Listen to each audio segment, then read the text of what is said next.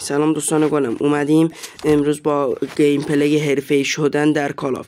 اول میریم تنظیمات قبلیمون رو میزنیم میاد بالا، بعد میریم بیسیک رفتیم. این گزینه ها همشون باید غیر فعال باشن. اگه فعال باشن ببین اینو فعال کنیم ایممون زود خیلی تکون میخوره.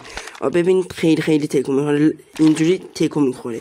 بعد برمیگردیم اونجا زیر اون گزینه که همونو گفتم فعال نکنید میزنیم رو بیسیک میریم میزنیم زیر این. ببین این گزینه رو میزنیم ایممون یه جا گیر میکنه. ببین یه نقطه گیر میکنه. ببین دقت کنی گیر کرد.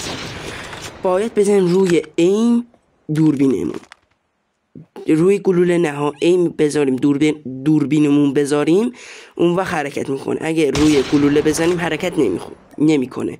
بعد میریم تنظیمات سنس باید 170 یا 180 خورده ای باشه. مال منم 180 خورده ایه. بعد میریم هاد من برای موبایل است، فقط برای موبایله. اگه خواستید استفاده کنید کپی کنید، اگه درخواست کردید من هادمو براتون میذارم که کپی کنید و استفاده کنید.